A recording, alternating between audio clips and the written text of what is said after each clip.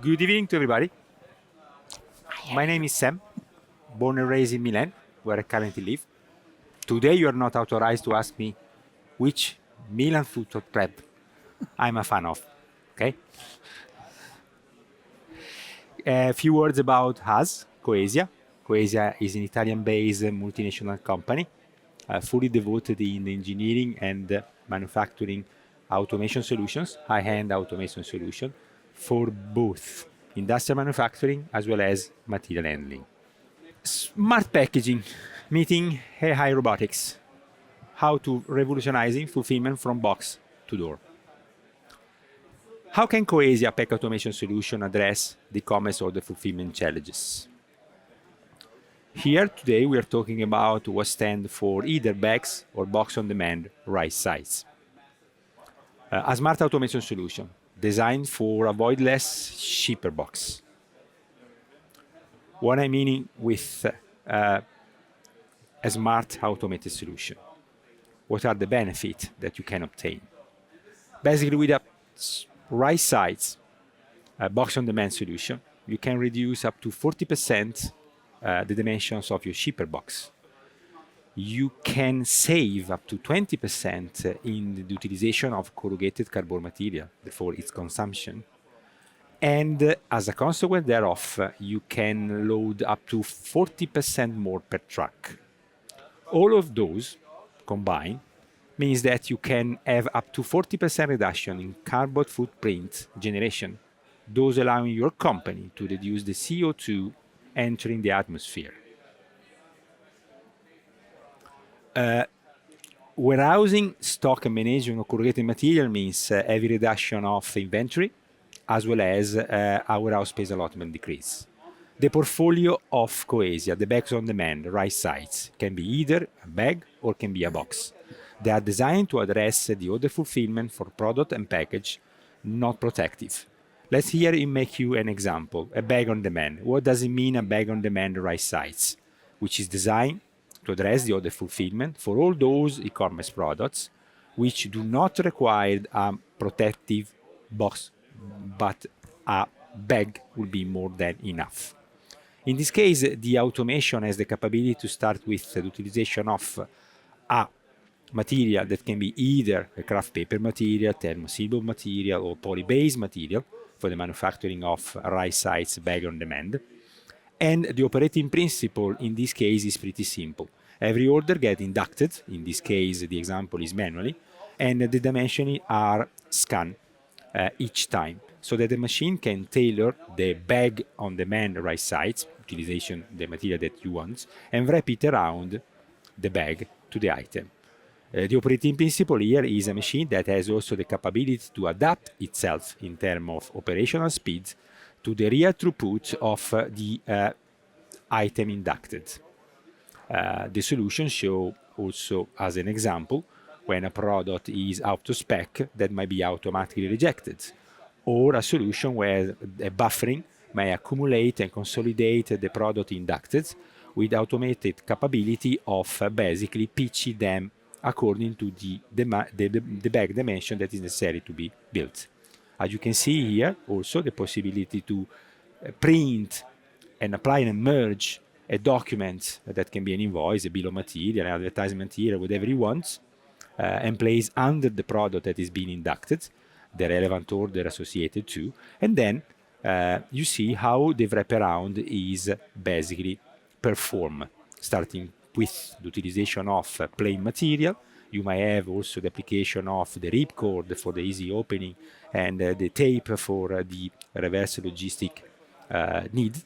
And then basically the products are wrapped around with the bag right size according to the length, the width that the product is requiring. Once the product is wrapped around, what you can see here is that it is cross and longitudinal wise press and sealed the bag in order to guarantee the size of dimension according to what has to be in. Printing on demand on the outer of the bag, as well as printing and apply the shipping label. This is an automated solution that fits what is an unprotected package to be produced. Or then we might have a box on demand. Box on demand in this case is box lasts. This is a box design specific made with the characteristic of having a positive customer experience. Therefore, it's a clamshell design. The clamshell design in this case of the box is box last. Therefore, starting with the utilization of material that is a cardboard material delivered in found folds, the equipment basically what does it do? The equipment in this case provides you the possibility to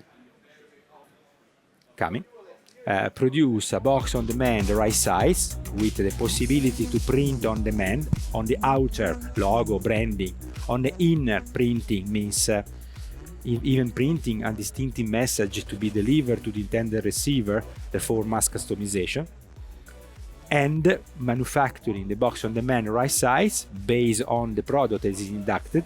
The data are gathered, and once the product is inducted, the data is gathered. There is a 3D scanner that scans the product inducted, and the algorithm calculates what has to be the box on demand right size to be produced and do the wraparound. Therefore, it means that the product is wraparound with the cardboards that the algorithm has decided what has to be the dimension relevant for. Then, as I told you, you can print directly on demand on the box, closing and sealing, and basically delivering out to the box with the relevant shipping label print and apply. Moving on, a box of a higher level of content. In this case is the box on demand that you saw later on with a higher level of printing quality, therefore the printing resolution and the grade of colors here utilized are by far more. But this box on demand right size is equipped with cushioning. What does it mean cushioning? There is the capability of the equipment to produce dynamic cushioning according to the characteristic of the product to be placed in, which fit all those products that might deem fragile or delicate to be handled in order to safeguard the product in delivery journey with a grab. Therefore, basically the cushioning are based on the dimension and characteristic of the product that has to be placed in. That's very useful for those business sectors such as beauty and care, try to imagine a perfume, or an electronic consumer goods, try to imagine what might happen to an electronic consumer goods when it is exposed to the delivery journey. A software embedding in the machine on the system solution. Here the software is something that allows to do what? Pretty simple. If you have an example of 4 products to be aggregated in a single order, the software, based on the data available, SKU, quantity, quality, dimensions, characteristic, profile, and geometry, define what will be the ideal position and sequence of the products in a virtual box. Such information that might deliver to what I showed you before, the capability to produce on a box on demand right size exactly for what stand the product to be placed in. And those, either the products as well as the box, can be delivered to a manual pack station where the operator follows the instruction, or an automatic pack station. We introduced you before the box last, where the product is inducted and the wraparound of the box is performed. Here you see a solution where you have a box first. What is the difference between box first and box last? In this case, the automation gives you the chance to produce a box on demand right size. The example here is an American box design, but with the delivery in output of the box complete, manufactured, erected, but open. What does it mean? It means that in this case, rather than having the product wrap around, the box on demand right size can be delivered to a manual pack station or to an automatic pack station when a robotic cell can pick and place the product in. The operating principle of the equipment does not change so much in comparison to what you saw before, but here the real difference is what I am explaining. Box first, therefore that fits all those who need to have the box produced on demand right size and then erected and ready but open to be delivered to a pack station. You see here now what does it mean. Here the few pieces of cardboard material rejected, and here you see the erection of the box that is then on-demand produce and delivering outputs, as you can see also in this case, with the possibility to print on demand on the outer of the box a logo, branding, barcode, whatever you want to have. And then by means of a conveying system, here is an example, the box, every single box on demand right sides with the relevant ID might be delivered to, again, an example, to a robotic station, which when the barcode of the box is detected and read, the robotic decide which product to be picked, fitting exactly the box which was intended to be. Or delivering a simulation solution that easy to be explained, the box on demand, right size according to the data generated by a WMS, warehouse management system, to manual pack stations. When the box is delivered, the operator scan the box and start to fill in the products for the order fulfillment process flow.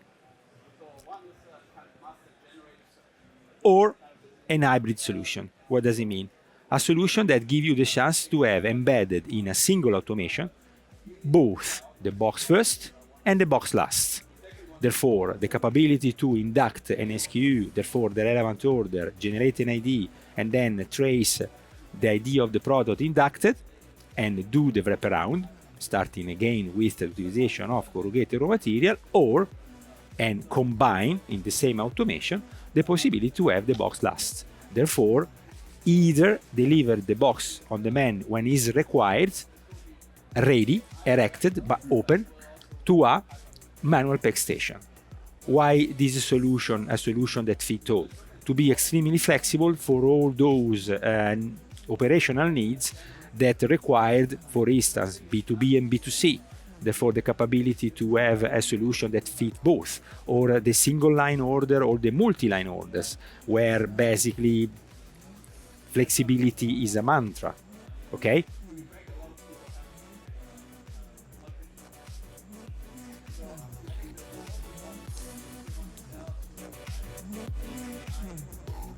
Flexibility and user-friendly. User-friendliness is a must-have because all our solutions are designed with the objective to be modular, scalable, but easy to be used, easy to be maintained, and easy to be, let me say, understood and interacting for the operator perspective. Last but not least, a smart case erector. And why leave it at the end? Because this one is a solution that you will see will embed some of automation that you already seen before, but fit all those customers that wish to have the utilization of their existing cardboard materials. Therefore, the existing box sizes. Therefore, in this case, you have a warehouse, which might be equipped with 2, 3, 4, 5, 6, 10 different box bases already available in your warehouse. Feed them in automated magazine. The system pick the box that the software has decided according to the WMS instruction received. The box is picked, is erected, is folded, is taped or glued on the box basis. And when that operation is carried out, the box might be delivered, the example of before, to an operator workstation. The operator workstation receive a tote with the relevant product in, scan the tote. The software that I showed you before define the example, the 3 products, aggregated the profile, geometry characteristics, which is the best way to aggregate and consolidate the products. And once those dimensions are defined, the software define which box size available in the warehouse most fits the dimension necessary for the order to be fulfilled. In this case, the operator just follows the instructions that the HMI is telling him of what to pick and what to place in which position. The box might be delivered to the height reduction, means increasing the box in order to reduce the height according to the real height of the product placed in, and then print and apply the shipping label for delivering outputs. This solution has been the one or the last that has been introduced for what purpose? To explain you the modularity, the simplicity, and the flexibility of the automation portfolio that Coesia has developed in the recent years, specific for matching and addressing the challenges of what stand interlogistic automation, not just for e-commerce, but B2B, B2C, and the modular principle allow you to make the layout and the configuration according to footprint, according to throughput, and according to space allotment availability.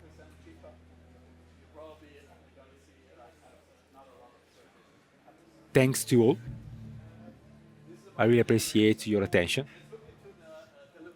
Thank you. I think we move now to Nico, right? Sort of. Thanks for a very elaborate insight in the company and the solutions that you currently provide. So Nico will take us one step further in that journey.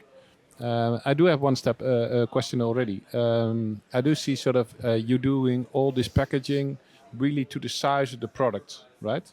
But I still see sort of, hey, there's waste material as well. Is that usually recycled, or what is happening to that? You might use the material and treat them and use as a filler, okay? Or basically you might use them as waste, therefore sell it as a waste. Okay, so it's ecologically yes. Also sustainable. It's 100% recycled material. Okay, great. Well, Nico, floor is yours. Thank you so much. Let's see if we can switch pages here. Perfect. Thanks a lot, Sam. Ladies and gentlemen, thank you for being here today. It's a pleasure to speak to you about exciting development in modern industry, one that is actually reshaping how we think about automation, efficiency, and the very collaboration between humans and machines. Right now, we actually stand at the intersection of artificial intelligence and industrial robots. I'm not talking about distant science fiction, nor laboratories filled with prototypes. I'm talking about systems that are already at work in warehouse and production floors today. Systems that actually think, move, and adapt in real time, just like the system that Sam was talking about earlier regarding the packaging machine with bags and box on demand. See if I can switch page here. Perfect.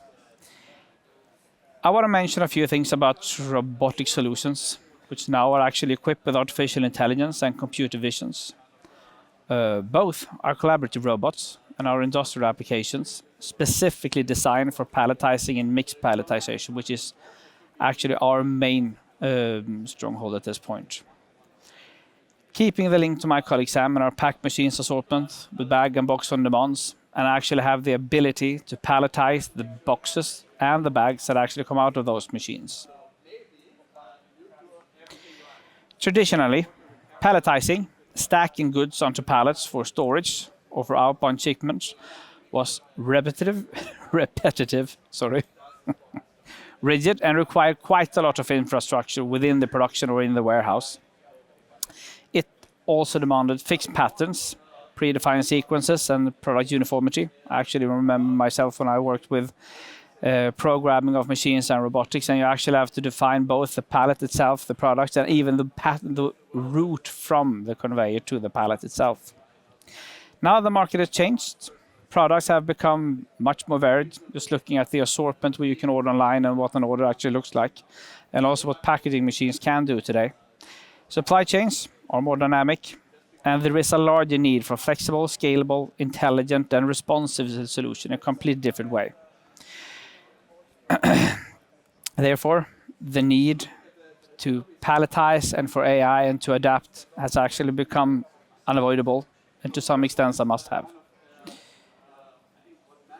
This is actually where AI-powered robotics steps in from our side. Thank you. These new generation of solutions are not just robots that move boxes. They are actually systems that think. They use visions, both for the pallet and actually for the product itself. They use machine learning algorithm and real-time decision making to palletize on the fly, which is a really big difference from what we've seen before. This means they don't rely on fixed part dimensions or sequences. Instead, they respond dynamically when the product is actually presented to the robot, recognizing products as they arrive, and capturing the dimension of the products once again on the fly, determining the optimal stacking strategy.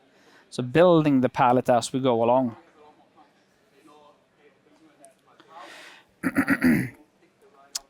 And perhaps most impressively, they do this in a non-invasive way. This has been a really important part of our entire solution going forward, trying to understand what we can do and what we have to do in order to implement these solutions without affecting the existing solutions. They are designed to work without altering the product flow or affecting the existing inbound and outbound solution, without the need for specific pre-handling or adjustments. And for us and for a lot of our customers, this is really a game changer. Whether it's a fragile glass bottle or a box of mixed retail items or regular shaped packages, our robots recognize, classifies, and handle all this within precision. Let me give you an example. Imagine a warehouse, warehouse with several different SKUs and sizes, from all the processes coming down, packaging machines, bottle boxes, etc. Each requiring a different stacking logic, and especially when you combine them. A human worker would need to stop, analyze, and make manual adjustments, or an automatic sorting system required to handle the product or the product dimensions by category prior to be handled. Our AI-driven robots actually detects the products, which dimension, identifies it and categorizes it actually, weight, stacking requirements, and does this autonomously, seamlessly adapting in real time to whatever comes next in order to keep this alive.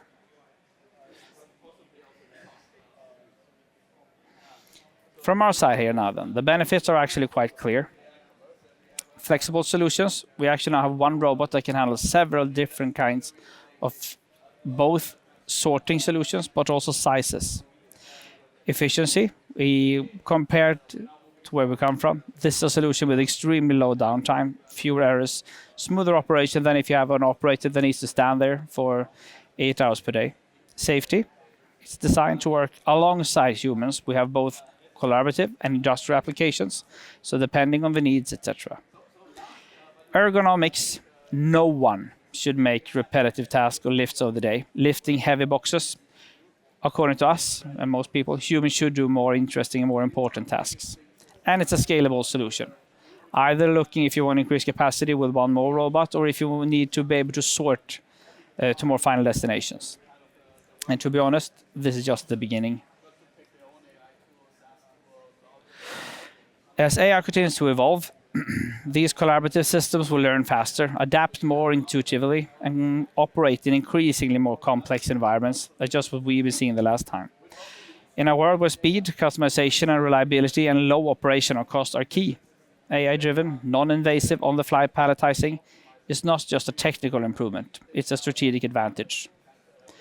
So, let's talk a little bit more about products and what we can do for you, both within our standard assortments within robotics. Sorry about that. Both with our standard assortment of robots and with our customized solution, fitting really specific and unique needs. Future of the industry isn't about robots replacing humans. It's about robots collaborating with humans to do what neither of them could actually do alone.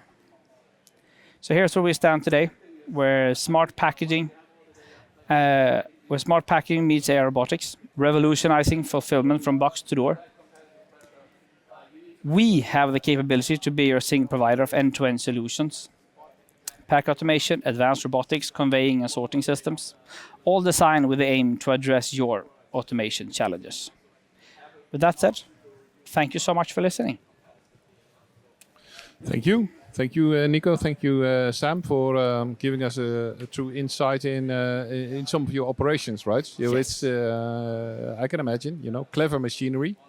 And one of the things that struck me in your part was also you presented as a sort of necessity, right? Sort of, we have to go this direction.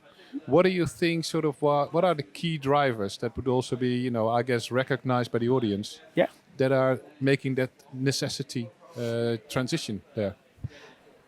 Just looking from a historical standpoint, the development that we have done now with specifically the mixed palletizer, to take that as a fixed example, it's completely driven by our customer needs, something which they have pointed out, and at the same time that we see it in cooperation with our packaging machines.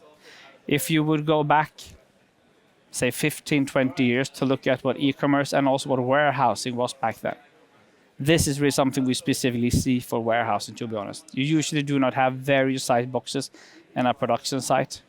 But today, if you look at a warehouse, you usually have 10 to 15 box sizes in order to utilize and be able to, well, keep the transportation volumes as low as possible.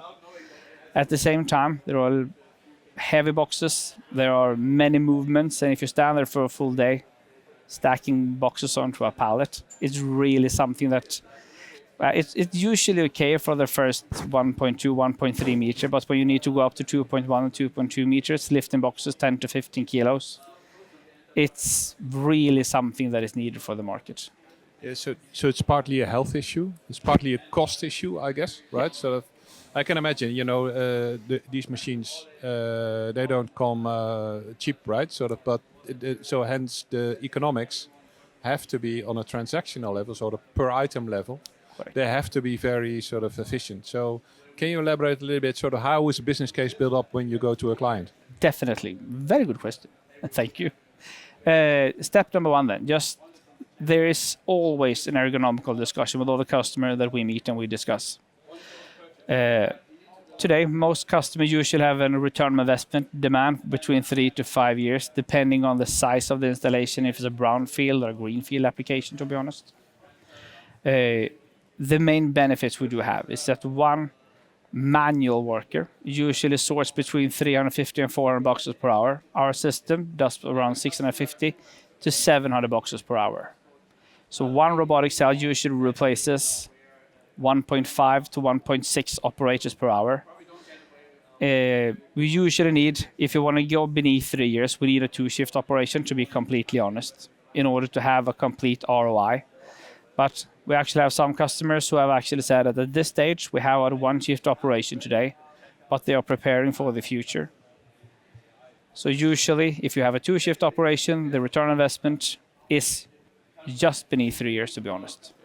So payback period around 3 years if you really want to run into double shift, maybe 5 years if you run on single shift. But Correct. Yeah. So if there's a sort of and that looks pretty doable, right? In a way, sort of. What is the let's say for how many parcels this really becomes a solid case, right? Sort of how many shipments do you need to have per year in order to make this viable? Yep. First of all, then, our system, we are at an early stage. This is the first real AI powered robot that we actually launch. So there are limitations. As it is right now, we can handle up to 12 box sizes with one machine, working completely on the fly, just to be clear here. Nothing happens before the box is actually scanned in the end. When we come that far, when we try to combine this in a good way, and actually to summarize it,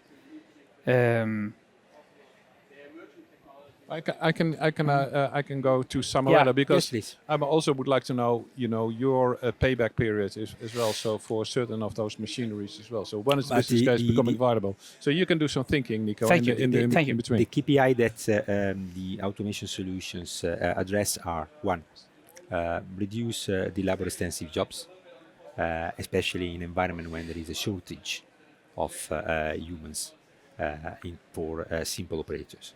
In this case, you can reserve the people for more value-added task. Then increase your efficiency, therefore get more in output for meter square. So it means your space allotment in our warehousing get smaller and you have saving. Reducing the raw material consumption, we say up to 20%. And then, last but not least, decrease your shipping costs. So as a matter of fact, all of those KPIs combined with the throughput make sense if you have the volumes that allow you to reduce your costs, increase your efficiency, and save in terms of footprint. The return on investment might be between 1.5 and 2 years. Then, if you work a multi-shift basis and you consider the fact that the e-commerce business sector has also peak season, low season, having automation that has the capability to adjust according to the real needs of the moment in time, is value added, is extreme value added. Yeah, so So you're saying so this even the payback time could be shorter, at least with some of your machinery. Yeah. You're talking about the ecological footprint type of thing. You're talking about space in the warehouse where you can sort of get reductions. So there's quite a number of on the saving side. And if I look sort of because there's also competition doing this, right? So that they may have a similar claim type of thing. So where do you feel the approach that you take, or the the machinery that you can provide, the intelligence that you can provide? Where do you stand out versus competition? Coesia has the capability to basically go to an end-to-end solution. What I mean, we have the capability to provide pack automation solutions, conveying and sorting system, AI-based robotics like the Mixpal or mixed depalization system, plus all the software embedding the capability to manage what stands for our house control system. So the difference of Coesia as a key is the fact that we have the full portfolio of solution, and we can automate what stand upstream and downstream. Therefore, from picking of the SKU for order fulfillment, either for B2B to B2C, to the full outbound automation. Usually, you have to go through different suppliers, and therefore different level liability, different purchase order to be placed, different people to talk with, and spread the job through multi companies. Yeah, so in so our case, effectively- is one fit all. Yeah, so effectively you're saying sort of, hey, in that fulfillment process, you can have multiple stations effectively in that entire process that you can sort of service at the moment. right? Absolutely, yes. From the picking of the SKU to the outbound of what is your parcel. So I now see that Nico has grouped his thoughts again together. Correct. So we have an opportunity to listen to that one. I'll simplify the question a bit. Sort of, what is the sweet spot client? What are typical domains that you're really good at? And then you can also talk about the number of parcels per year. Yeah. And as Sam already pointed out, you get the seasonality thing, so it will never play out exactly as you like. Correct. One of the issues you do face based on Europe, where we are active at this stage, is actually the salary difference. So depending on the country and where you are, to be honest, Norway is a really good example where the business case is a little bit easier than if you compare it to other parts. But in order to get the total capacity of the machine is in the range of around 5,000 boxes per shift, in that range. When we look at business cases at this stage, when we go into 2-shift operations, where we do see a complete solution from that wise, we are usually between 4,000 to 6,000 boxes. That is really our sweet spot. When we are averaging in that range in 1 or 2 shifts, it's really perfect from the ROI perspective, or the return on investment. And so so listening to your story, so hey, I am let's say I'm an e-commerce retailer. So if you have questions, I'll check. I have to check. Yeah. So put those questions in, and then I'll read them out. Coming back to my next question, sort of, hey, we talked about sort of ecological footprint, right? So how important was that by design in your product? Did that really sort of played a big role, or do your customers really sort of, hey, we're going to move to your solution because of the ecological footprint? Absolutely, yes. According to European regulations, they're going to be implemented in the coming years also more tough conditions, where basically any e-commerce provider has to pay a carbon footprint tax based on the total volumes of material consumption, as well as the percentage between the void and the fill in the box. Utilization of material that are fully recyclable, and the capability to have solutions that can even use different kind of material characteristics according to the kind of product and the intended receiver. Product means your product that you sell, and the intended receiver means the value of your order. Generate value.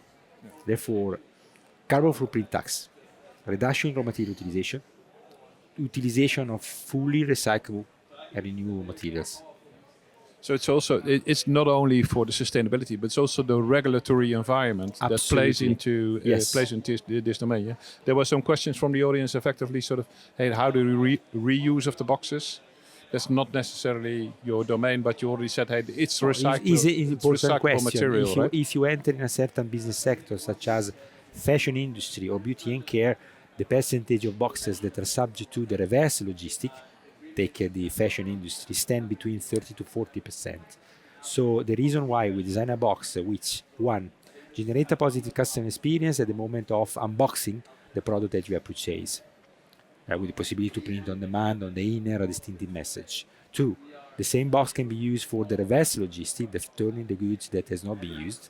Then, possibility to use or not the box for other purpose is purely a matter of characteristic of the material that you choose as a fact of starting point.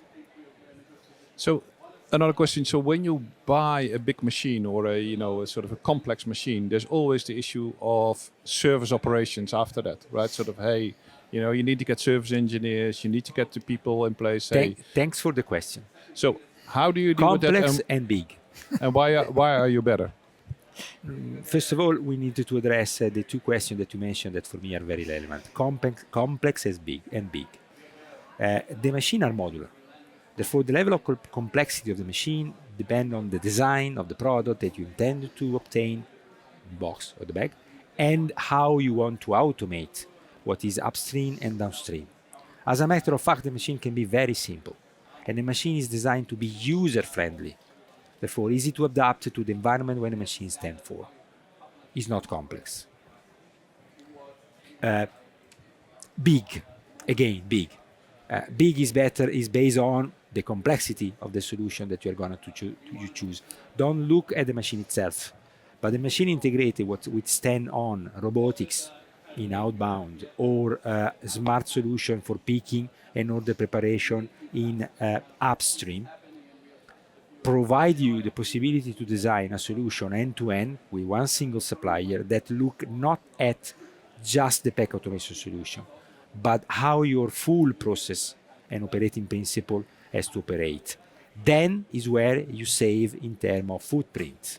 Big is not good. And back into the service domain, right? And coming to the service domain. When we are referring to the service domain, I want to give you some figures. We are a company of 8,500 employees with 2,200 technicians and 1,800 engineers. We have 26 manufacturing plants, and we are directly present in 36 countries with 86 offices. Where we have our customer, we are. So for us, the capability to guarantee the service is a must-have, and we know the value that is generated to our customer, where basically the point is the customer has to focus on his job, that is the operations, and we have to focus on facilitating his job through our automation and our services capability. And coming back to you, Nico, a little bit about the same question, right? So the service orientation, because you said sort of, hey, we are venturing into new territory effectively, right? So how do you deal with that? Sort of how do you design the product such that the interventions that you may need to make in the future for your service operators is going to be limited and therefore also limited to the client? Yep. First of all, just to start in the right place, if you look at a modern robot installation these days, it's actually made off of a robotic arm. It's actually included with a compressor on site. You're actually doing 99% of the maintenance and support yourself. The main part is actually if you want to have an update, the robots are always connected as well. So we can actually go in remote and support. Once again, 99% of the issues are handled in that way. It's like where I work, where the robots are supplied from. For this stage, we're present in, just like Sam mentioned, 36 countries, so we can support. Depending on the customer need, we can do different kind of setups. But our main part of this is actually to educate the customer to do most of it themselves. And at this stage, both looking at the software, where you actually do the operations, and the hardware itself today. It's really not much you actually do. So effectively, you also do, let's say, remote support services. Yeah, so based on video or Correct. Virtual reality maybe there as well. Not yet, but soon. Not yet. AR, VR can be sort of very supplementing in this domain, I hear. So let's see how that will play out. One of my final questions is always to sort of, hey, as a company, you're in transition, yeah? You're developing new innovations in the industry. How do you sort of attract the right level of talent in order to be ready for the future? Good question. We are basically partnering with universities, for instance, Bologna Business School, or in Milan as well, or in Gothenburg as well, in United States, in Allentown, Pennsylvania, as well as in Richmond, Virginia, in order to acquire and retain the new generation of talents. And our group also sponsor actively all the activities, for instance, Summer Campus, where the new graduates come and work with us for 1.5 and 2 months in order to understand what does it means be involved in business, in engineering and manufacturing, and thinking about automation. So that's a very promising sort of way to end this, probably, right? Sort of, and I also part of, as you know, Erasmus University Rotterdam.